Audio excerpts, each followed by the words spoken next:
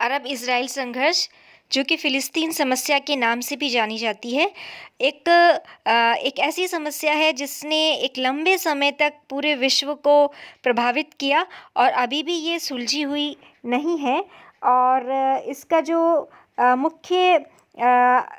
जो आधार रहा है या जहाँ से ये उत्पन्न हुई है, 1948 में ब्रिटेन ने फ़िलिस्तीन को अपने मैंडेट से मुक्त किया और उसके पश्चात वहाँ पे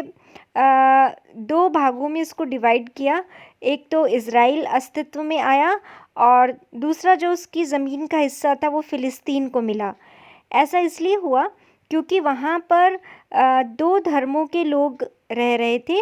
एक मुस्लिम धर्म था और दूसरा यहूदी धर्म था। तो मुस्लिम और यहूदी इन दोनों के बीच में संघर्ष की स्थितियाँ थी और जब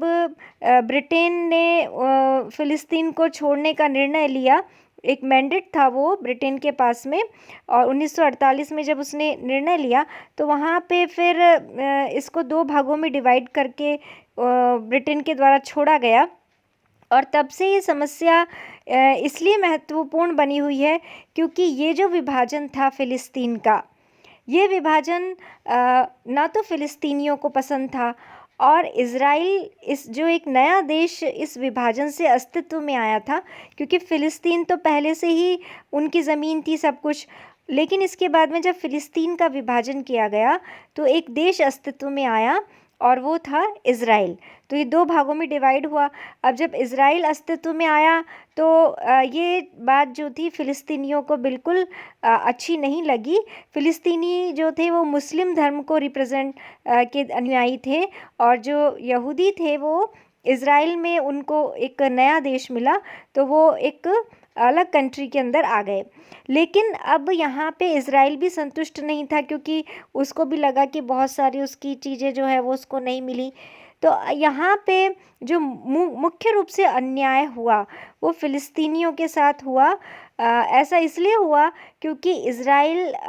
जो उसको एक छोटा-सा प्रदेश मिला था, केवल वो उस हिस्से को लेकर ही संतुष्ट नहीं हुआ, बल्कि उसने आगे चलकर बहुत सी लड़ाइयाँ लड़ी। और उन लड़ाइयों में आप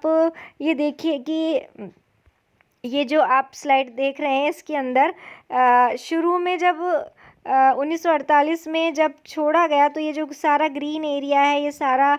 जो है फ़िलिस्तीनियों का था। उसके बाद में फिर जो वाइट आगे थोड़ा अपन देखेंगे कि विभिन्न युद्ध हुए अलग-अलग समयों पे और उसमें जो जितना जो वाइट एरिया इसमें जो कवर कर रहा है वो सारा इज़राइल का हो गया। यानी इज़राइल ने बहुत सारे हिस्सों को युद्ध से जीत लिया। और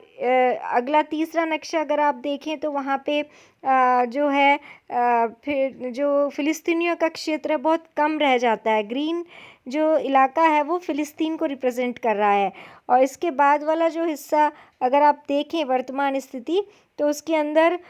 जो है वो ग्रीन हिस्सा बहुत कम है और वाइट हिस्सा बहुत ज़्यादा हो गया। यानी सब कुछ जो फ़िलिस्तीनियों की ज़मीन जो उनको मिली थी, विभाजन के बाद भी जो ज़मीन उनको मिली थी, इज़राइल ने वो ज़मीन भी उनसे छीन ली और जो फ़िलिस्तीनी थे वो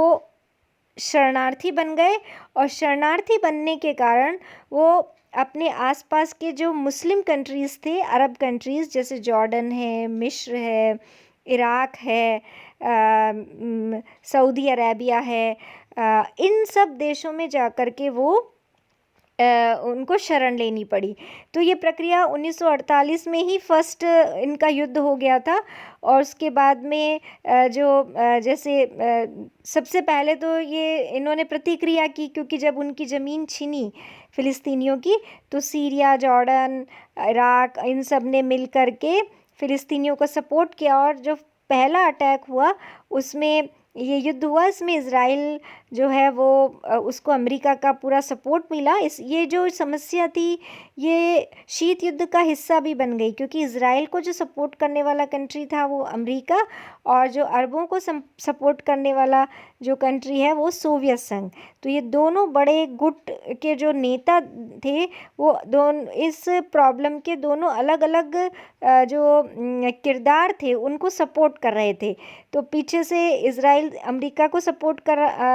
इज़राइल जो है उसको अमेरिका का सपोर्ट मिल रहा था, और जो सोवियत संघ है वो अरब कंट्रीज़ को सपोर्ट कर रहा था। तो अब यहाँ पे हम देखें कि ये फ़िलिस्तीन समस्या केवल फ़िलिस्तीनियों की समस्या बनकर नहीं रही, बल्कि ये समस्या पूरे अरब कंट्रीज़ की समस्या बन गई, क्योंकि जो फ़िलिस्तीनी लोग शरणार्थी वहाँ से शरण लेने के लिए जब अरब कंट्रीज़ में गए, तो वहाँ के लोग भी इफ़ेक्ट हुए, और इस कारण से अरब कंट्रीज़ में आप सभी जानते हैं कौन कौन से देश आते हैं, अभी मैंने नाम भी गिनाए थे आपको। तो उन सब कंट्रीज़ ने जो है फ़िलिस्तीनियों को सपोर्ट किया, और यही कारण है कि ये संघर्ष जो है अरब इज़राइल संघर्ष के नाम से जाना जाता है।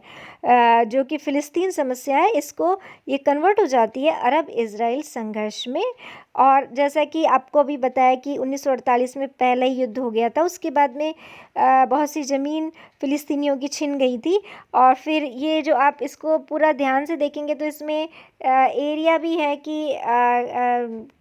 कब से कब तक का क्या है, तो इसको अच्छे से स्टडी कर लें। जो प्रेजेंट स्थिति है वो चौथे वाले नक्शे में दिखाई गई है। 1956 में इनका दूसरा युद्ध हुआ मिस्र और इज़राइल के बीच में, और तो वहाँ पे 1956 में भी कई सारी जो इसमें भी इज़राइल की विजय हुई, और फिर उसके बाद में आप देखिए कि 1967 तक आते आते इनके 3 युद्ध हो गए 67 में, और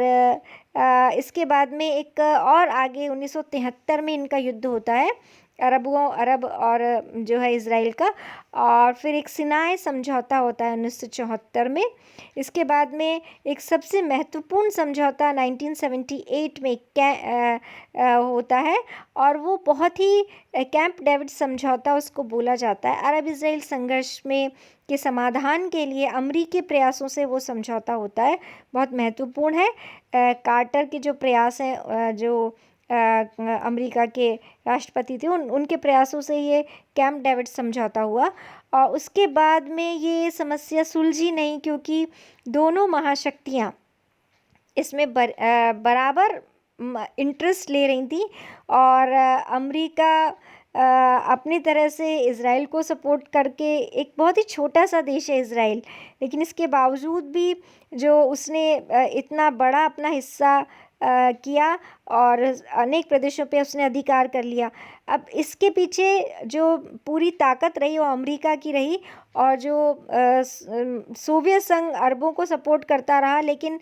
इस समस्या के समाधान की जो पहल 1991 में जब सोवियत संघ का समापन हो गया, तो उसके बाद अमेरिका ने पहल शुरू की इस समस्या को सॉल्व करने की। और इसका जो मुख्य कारण रहा, वो कारण ये रहा, इस समस्या को सॉल्व करने में अमेरिका ने इसलिए पहल की क्योंकि अब अमेरिका एकमात्र नायक रह गया था पूरे विश्व में, और वो अब आर्थिक विकास चाहता था। और आर्थिक विकास जो है वो अगर युद्ध का वातावरण हो तो उस समय नहीं हो सकता। तो उस 93 के अंदर शांति वार्ताएं जो है वो अपना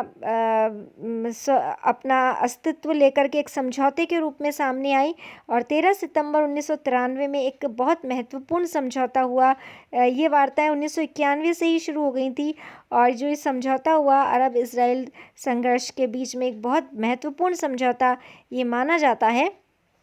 इससे इस बीच में एक और बहुत महत्वपूर्ण बात हमें ध्यान में रखनी है कि फ़िलिस्तीन के जो